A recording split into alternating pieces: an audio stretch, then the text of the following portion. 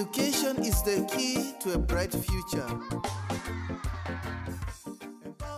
Yeah, we'll talk about formative feedback activities, so Moodle quizzes, basically. What we're going to do today is we'll look at formative feedback and why it's important, to start with. And then we'll look at different levels of quiz questions and how to apply them. And then we're going to go through different types of Moodle quiz questions that we have available and that we can work with. And we'll talk a bit about sort of general guidelines of do's and don'ts, what to do when writing quiz questions. And I'll also give you kind of examples and things to keep in mind when writing quiz questions.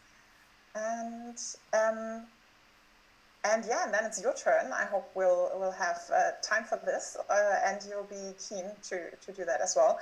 We'll work in small groups and discuss and design some quiz questions, and then later on we'll talk about this as well. Yeah, so that's my plan for today. Let's get started with thinking about feedback in general. So just so we're all on the same page and know what we're talking about. So there's a difference between formative and summative feedback. What's the difference? So summative feedback on the right, these are basically unit tests and assignments and exams and tests, and they're high stakes because they're usually marked, so that has consequences, how well a student does on this, and they're usually a one-time activity, so only get one chance, or maybe students can retake the tests or the summative feedback opportunities, and they're evaluative, so they look at what a student or whether or not a student has met the course objectives and the learning objectives. Formative assessment, however, these are, for example, practice activities or quizzes, like we're talking, or what we're going to talk about today. So all these Moodle quizzes that are not part of the unit tests, of the final assignments, they're formative assessments, and they're low stakes. They're more like diagnostic. They look at where the gaps are, and then ongoing activities, so students can do that all the time, again and again. And they're an essential part of the learning process. And because they help students take control of their own learning and to become self-regulated learners. So I just wanted to make this differentiation clear, because today we're going to talk about the formative side of assessment, of feedback of assessment. So formative feedback, formative assessment, not about exams. There will probably be a second part of this webinar later on in a couple of weeks, where we'll talk about tests, so unit tests and assignments, and how to evaluate them. But today is only going to be about formative assignments, so practice opportunities for students, formative feedback. And let's quickly think about why feedback actually is so important in learning. So it really doesn't matter what sort of approach to learning and how learning works you take. I've just pulled out one of my favorite approaches, is experiential learning, that is based on students having a concrete experience and reflecting about it, abstracting, experimenting, which then leads to another concrete experience. And there's feedback, or whenever there's an experience and students are actually doing something and experimenting, there's going to be feedback from the external world, and that leads to learning and improvement. But also if you come more from the learning design and how to structure a lesson side of things, quite popular, or quite well known are these 9 events of learning, and this is more about how to structure a lesson, usually to be optimally effective. So you start with sort of gaining attention, and then you talk about objectives and look at prior learning and so on. But feedback, before you actually get to the assessment side of things, so to the summative assessment side of things, feedback plays a crucial role. So feedback plays a crucial role in learning, especially so in online learning. And I came across the other day a really interesting study, which I have a little screenshot here of, and it looks at how people learn from YouTube videos. We all do it. And what I found so interesting about the study is what they found is that people who watch a YouTube video to gain a skill and to learn a skill. I think they had sort of like playing darts and playing the ukulele and doing the moonwalk. When they watch these videos without actually practicing themselves, they're quite confident that they can master the skill. But when they then tested these people who were really confident that they would master playing darts or doing the moonwalk, they weren't that good at this task. So there's a huge gap between what people think they can do after consuming instructional videos and what they can actually do. Yeah, and this gap has to be filled with activities, with actually doing the skill or the task that they're learning themselves and getting feedback. And I think this is a really good point, especially for online learning, because oftentimes students think, I'm just going to watch a video and then I can do it. Yeah, that's not how it works. Yeah? So I think that was very, very pertinent to what we're going to talk about today. And of course, the role of feedback, we can't forget that feedback also plays a big part in motivation. Yeah? I mean, we all know Duolingo, probably, learning a language with Duolingo, the mobile phone app, and it's so attractive, to be tested, to do tests and then get feedback, and of course, if the feedback is positive, that's even better, but sort of any feedback is great, and it's really motivating, and of course, also this gamification aspect, we all obviously like to get a task and then get it right, so. That also plays a crucial role. But how much feedback do students need? Yeah? And for Empowerment First, we say that sort of 30% of the course content should be theory. Yeah? That includes examples. Yeah? So videos, text on page, examples, and the other 70% should be feedback or should be opportunities for feedback. And these are made up of practice and application activities. And these are assignments and quizzes. So actually, the feedback part of a content that we develop of the courses is 70%, so plays quite a crucial role.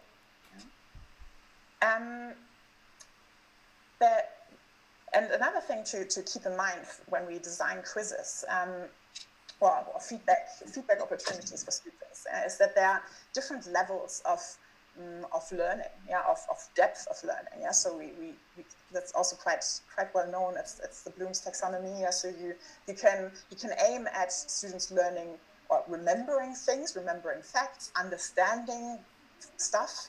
Then the next levels are applying and analyzing stuff. So that's a bit higher level. These are different skills. And the highest levels are evaluating something and creating new things. So transferring their skills, their knowledge to new contexts. And this model actually works quite well to what we at Empowerment First say our quizzes should aim at or should focus on. So sort of about a third of our quiz activities, or of our feedback activities should aim at memorization. So only a third. We'll later look at how difficult that actually is. To just keep it to around a third. And another 30% roughly should focus on application. So how to apply the content. And around 40% should be focusing on should be at the highest level. Should be at mastery skills, which is transferring skills to contexts. Obviously, these numbers are sort of just rough guidelines. But I think they give a good overview.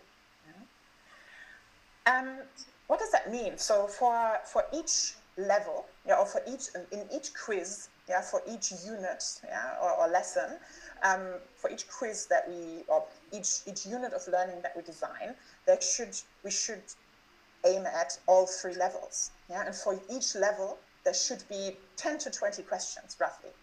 So quite a high volume of questions, because we want to give students lots of opportunity to practice. 70% of the whole learning time should be dedicated to practice opportunities to getting feedback. So each level, roughly 10 to 20 questions. And of course, within each quiz, it makes sense to start with the easier questions, the questions that aim at memorization, then move on to questions that aim at application, and at the end have questions that aim at mastery level. Yeah, so it makes most sense to, or it doesn't make any sense to ask vocabulary questions at the end of a quiz when you had sort of like a video and listening comprehension questions first. Yeah, so we should aim at this sort of level of scaffolding, going from easy to more difficult. Yeah. And yeah, I've got some examples for you, just to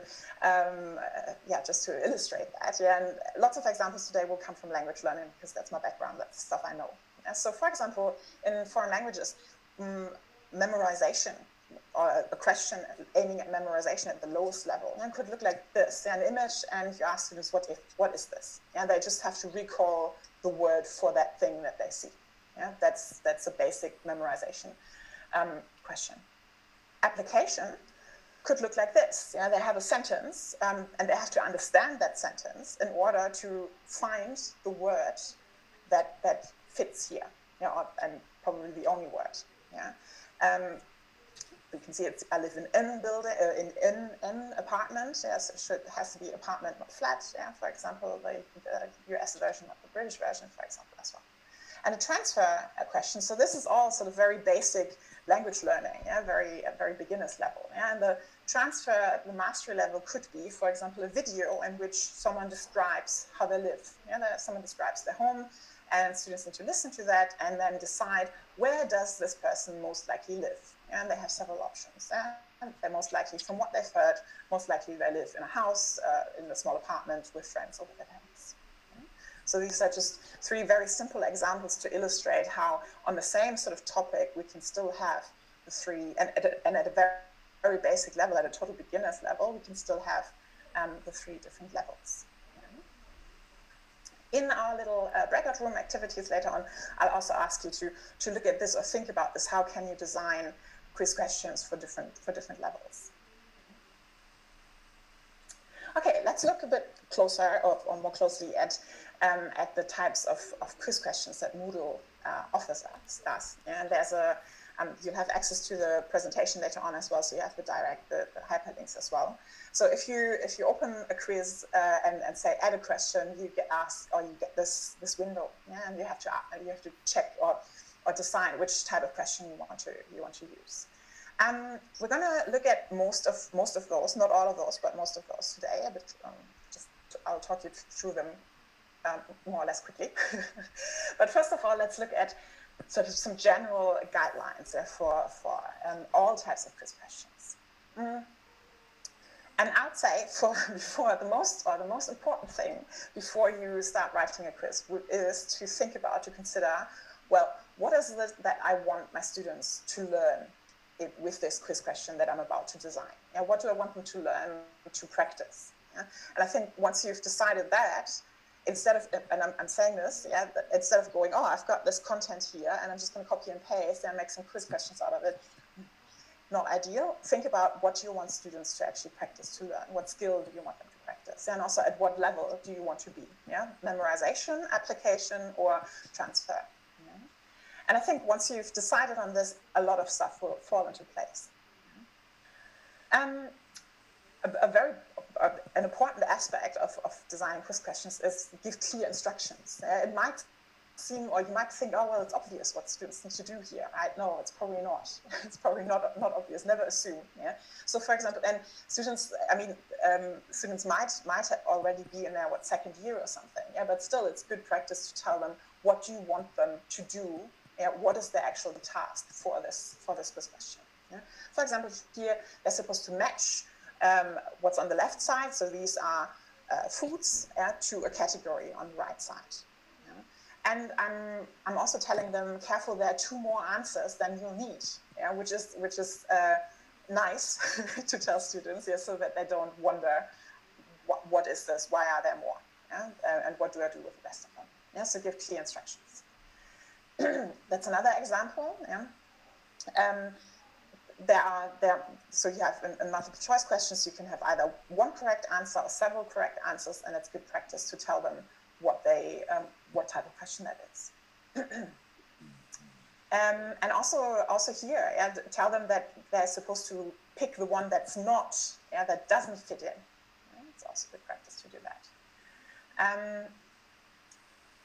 Another thing, and maybe that's mainly a language thing, might be, so tell me if that doesn't apply to your field, but be mindful that oftentimes with multiple choice or with these types of questions, what you're going to do is present wrong answers.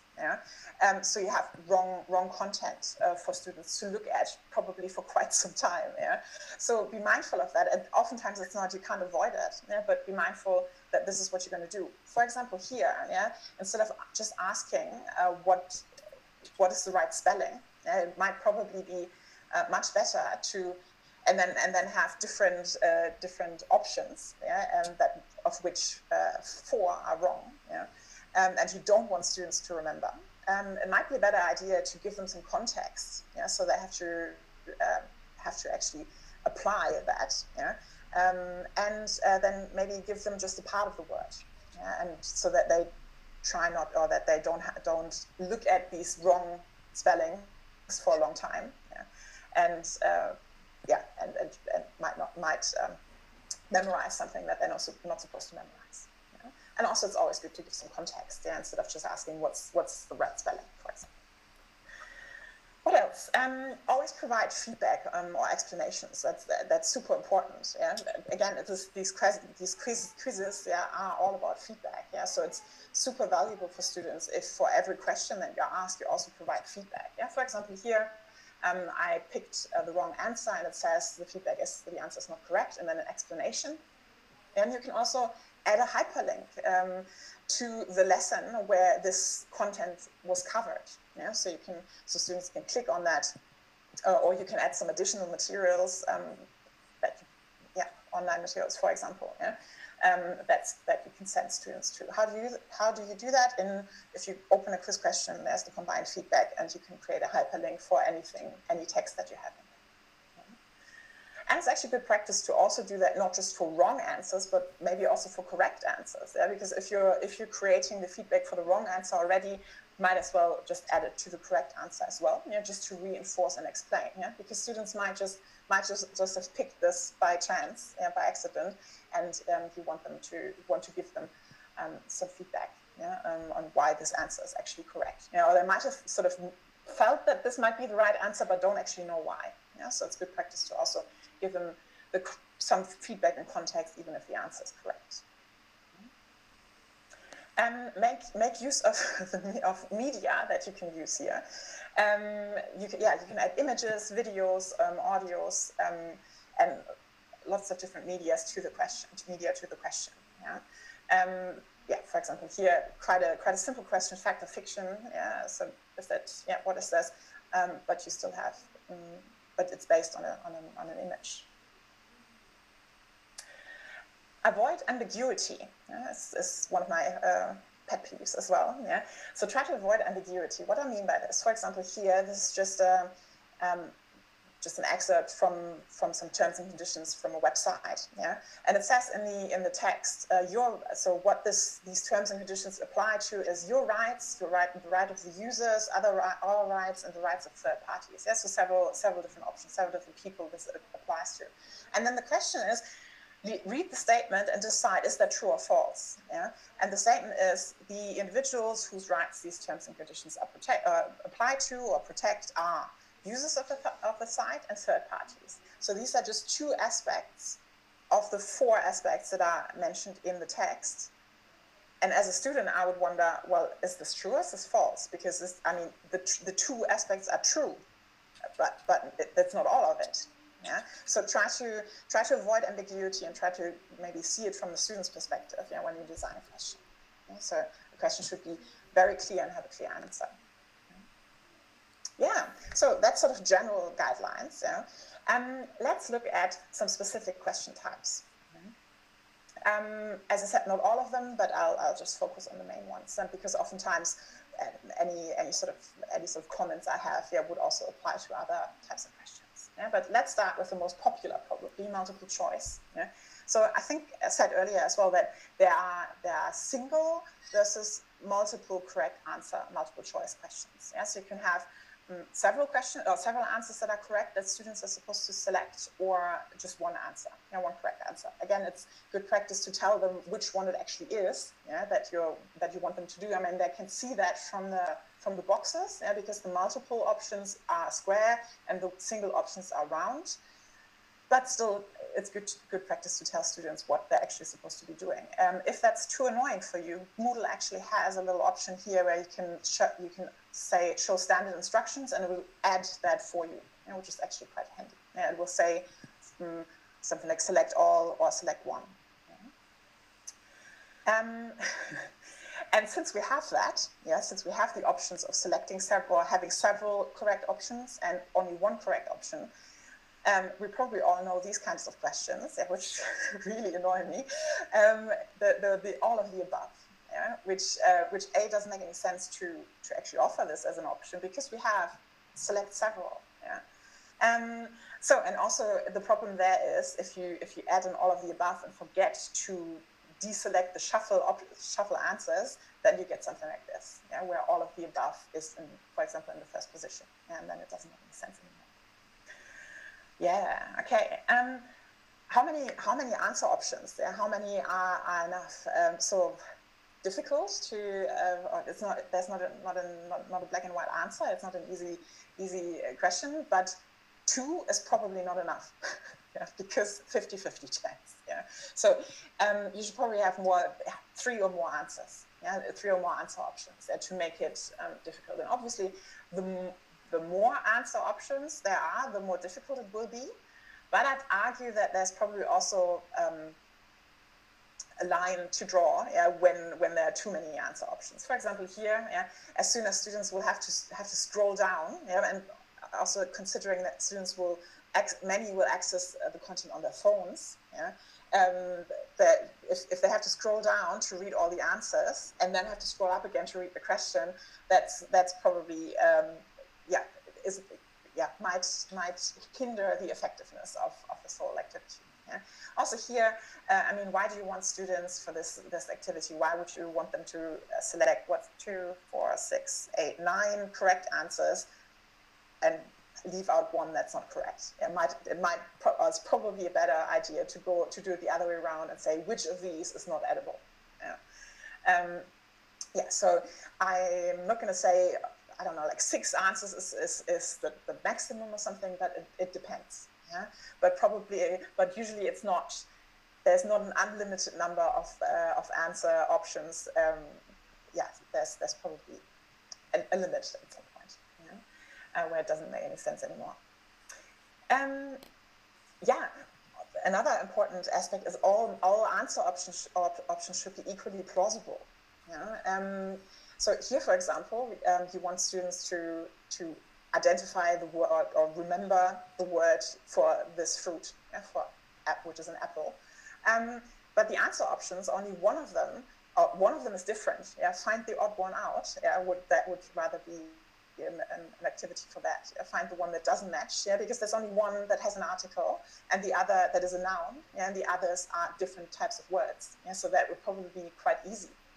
And it's not testing whether the student can, or it's probably testing whether the student can remember the word for this, but it's not testing whether the student can discern that word from other words, or that option from other options that are similar. So all answer options should be equally plausible. Another example for this is this, for example, how to write or what should a summary look like? What is a summary? And the summary, or the second option, B, is a summary. I'll write a summary in a secret language that I make up. It's obviously not correct. I hope that every student would get that. Obviously, sometimes we want to add in, just for a little bit of whimsy, a little bit of fun, a fun answer option. That's fine, but just keep in mind that if you have answer options in there that are obviously not correct, yeah, you limit or you reduce the complexity of the question, yeah, because that means, okay, if I can totally eliminate one, there's 3 left, and the fewer options you have, the more likely it is that with the guess, students can be successful. I thought this would be a good example for options that are all equally plausible. I got this question from a colleague here, yeah, so I have no idea whether this actually makes any sense, but what I'm trying to say here is that the answer options, the numbers, are quite close together. Yeah, so they're all equally plausible. They would all be possible. Yeah. And it's not that there's a very low number and a number that is far too high. Yeah. So that makes them equally plausible, equally attractive. Also keep in mind that students or the people oftentimes won't use, or definitely will rule out the lowest number and the highest number, and will go somewhere in the middle. Yeah? So it makes sense to have definitely more than 3 options, yeah, to make it more difficult. For example, and be mindful how you phrase the question and the items, because you ideally would want them to be correct, yeah, even when the answer has been selected. For example, here for you need to use your own words. For a summary, a paraphrase, or both. The correct answer is both, but then the sentence would be for both you need to use your own words, but both doesn't refer to anything. So the correct answer would actually be a wrong sentence. Is that something that you want? Probably not. Yeah, so I think we should aim at having correct sentences. Probably a better idea for this would be a drop-down menu where you have for a summary, for a paraphrase, for a summary, and a paraphrase. Yeah, and then they can select one of these options, and you would not have that issue. As the last thing to say about multiple choice, again, coming back to think about when designing questions, think about what do I want students to practice with this question? What do I want them to learn, or to think about?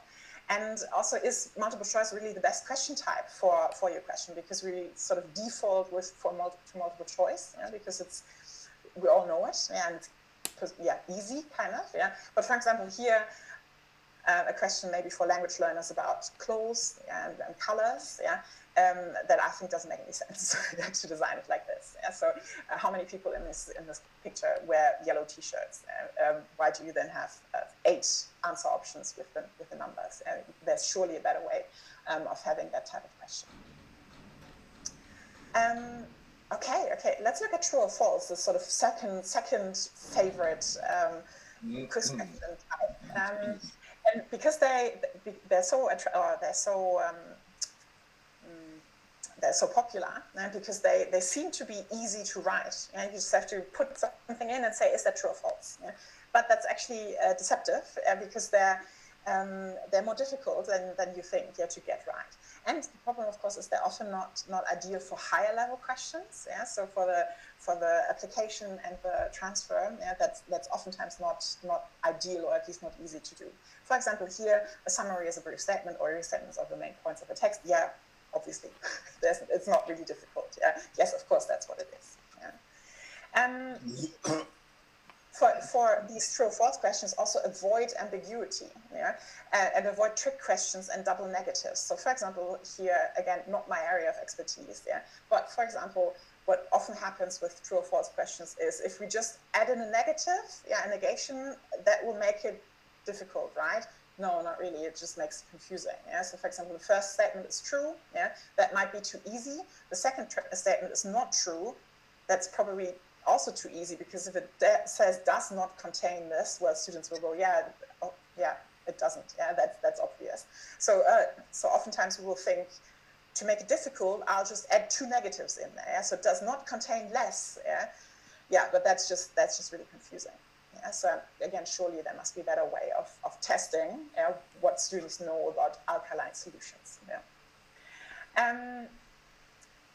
Okay, let's look at matching. Yeah, I already mentioned that a couple of times. So matching is you have a drop-down menu and you have several items, and that's particularly good to categorize. Yeah, to categorize something. Yeah, so you've got several categories and you want students to match the categories. Yeah, you can also use that in language learning. You could use it for parts of words. So you have the first half of a word and the second half of the word, or you can use it for sentences, the first part of the sentence and the second part of the sentence. Right? And it's also great for steps and processes. Yeah? So you could on the left hand side there, you can write whatever you want. Yeah? So you could write words or steps or phrases or something. Yeah? And you could and then have the different in the drop-down menu what students are supposed to match. Yeah? So that's great for processes. A similar question type is the select the missing words. The difference is it's more flexible than matching because you can add it in as a whole text, yeah, and have basically gapped text with a drop-down menu. And yeah, again, you can use it for whole text or also for individual items. Yeah, but it's not as rigid with yeah, because you've got an editing window there. But otherwise, quite similar. Short answers. That's probably one of the more advanced options for quiz questions, and it's so to aim at the application and at the transfer level, yeah, of quiz questions. Because there are no answer options that students can choose from that would help them to jog their memory, but they actually have to generate that knowledge, from within. Yeah. For example, here you could ask what is the German word for university, and they would have to write that word. Yeah. And but the problem is with these short answers, they have to be really short because otherwise it's going to be really, really complex. Yeah. Yeah, for example, here, another good thing is that you can give partially correct answers, or you can accept correct answers. For example, here students would have to spell that with a capital letter, yeah, and you can tell them that's almost correct, yeah, so not wrong, yeah, but it's even more correct if you spell it with a capital letter, yeah, and you can add this in the feedback, yeah. You can tell Moodle whether or not to ignore capital letters. Yeah? For German, that would be actually quite important, yeah, but maybe for other subjects, it's not really important whether they spell it with a capital letter or not. Yeah? You can also use an asterisk as a wildcard, so as a replacement for something. Yeah? Here, for example, this name of this thing, of this chemistry thing, yeah, that I have nothing about. It's actually spelled originally with a Danish O. Yeah, obviously you can't expect students to find that letter. Yeah, so you can say just an O would be fine, or just any sort of letter where the O is would be fine. Yeah, and also whether or not to spell it with a hyphen, yeah, would also be fine. Yeah, so you can that would look like this. Yeah, so you can tell Moodle where to have the wildcards, so where to have the where to have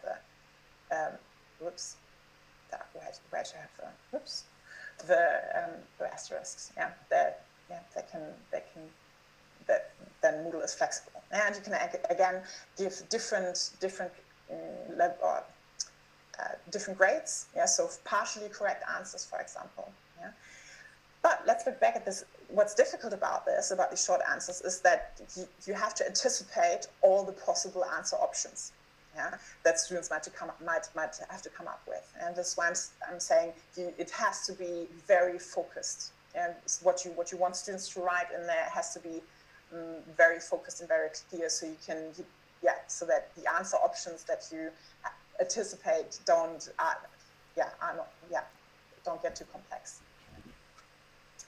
Similar to, there's a numerical version of this as well. Yeah, so it's similar to short answers, just with numbers. And for all of you who teach numbers-based subjects or sciences, the numerical answers then can have an accepted error. So you can have a span, a range of answers that Moodle will accept. Yeah. And again, you can have, you can give different partially correct answers. As you can say, this answer is 100% correct, and this answer will get partial points, and then you can give feedback, because you sort of anticipate that a student might give that answer because they were thinking something, and then you can put in the feedback, oh, I know what you did here, but this is not quite correct because it's almost correct, but not quite correct. Yeah, so that's also in terms of giving feedback, actually meaningful feedback to students in an online environment. That's actually really handy. There are a couple more calculation-based question types that have slight differences that I don't know enough about that I want to talk about this. So I just thought I'd give you a resource here. So these calculated, multi-choice, and so on and so on. Yeah, so if you work with numbers, then maybe have a look at this. It's actually really well explained. Yeah. Another question type is close. It's called close. So this is a gap text basically. Yeah? And it's great for especially for language learning or for anything sort of text based where specific bits of information or parts of words or pieces of information are missing. Yeah. You can also program, or you can also have it as a drop-down menu, or you can have numbers as well, and you can have several different answer options as well. But it's actually really tricky to write. Yeah, as you can see here, the screenshot. So you have to refer to a page that tells you what the actual code is that you need to put in there. So these squiggly brackets and so on. So it's not easy, but especially for language learning, that's actually really handy. But again, the problem stays the same as with the short answers. You have to anticipate all possible options that students might give you. And you also have to take into account sort of typos and variations. For example, here, I think it was not airways, but airway was the answer that I put in. And it was defibrillation, not defibrillator. Even though the airways and defibrillator would be entirely acceptable answers and correct answers, but since when programming this or writing this, didn't anticipate that this is what students might come up with, it's not correct. For close questions, also consider whether, pretty much like every question, but consider whether students have enough context to understand what they're supposed to be doing and enough context to solve the task, and how ambiguous it is. Yeah? So for example, again, from chemistry here, there's a sentence with 2 gaps, and you might think, as the teacher, oh, that's obvious what's missing, yeah? But a student might not. Yeah? So what's missing here is two words each. Yeah? So probably to make this clearer and less ambiguous would be to give a clear instruction, what they should do to read it and put in the missing words. Yeah? And also have just the differentiating word that they have to put in. So they just have to put in weak and strong. They don't have to put in acid, for example. Yeah, because remember that students can't mind read. Yeah. So there are drag and drop. So that's I think the last type of question that I'm going to talk about.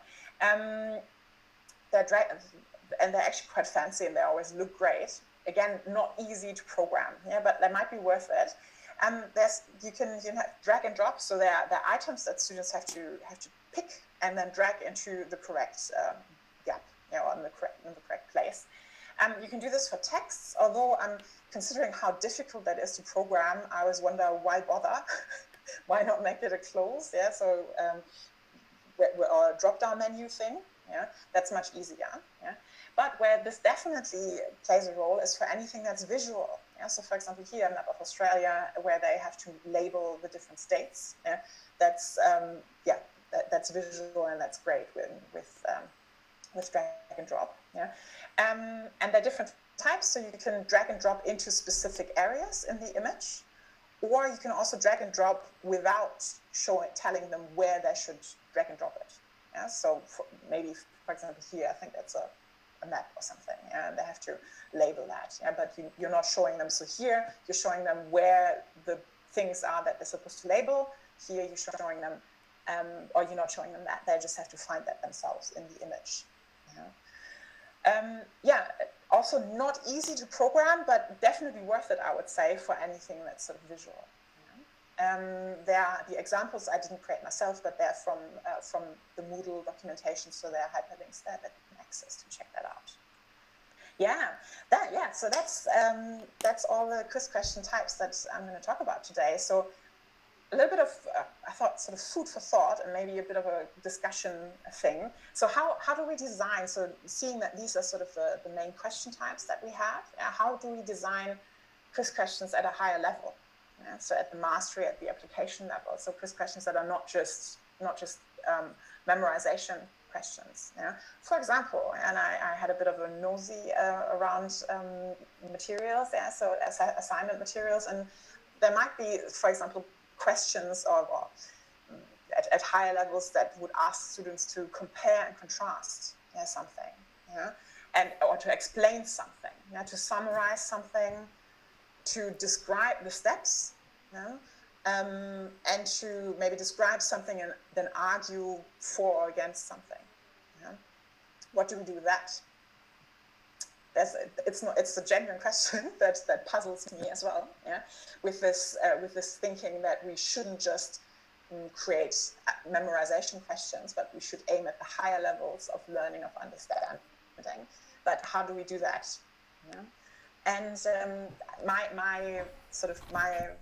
what I came up with, or my thinking was, well, I think we have to remember that there's a difference between formative and summative assessments. So probably, or maybe formative assessments, so the quizzes, are not the right place to ask students to do that, to ask students to compare and contrast something in writing, but that's probably something for a summative assessment, for an assignment. So anything that where students would need individualized feedback, would be a bit more difficult, but I think we can still prep them for these tasks, with multiple choice questions or with the Moodle quiz questions. I think it comes down to that in an online format with automated feedback, where we can't provide individualized feedback like in an assignment, it's just a bit more limited, and we have to, I guess, get a bit more creative. Right, before we do something practical, any questions or any comments? Education is the key to a bright future.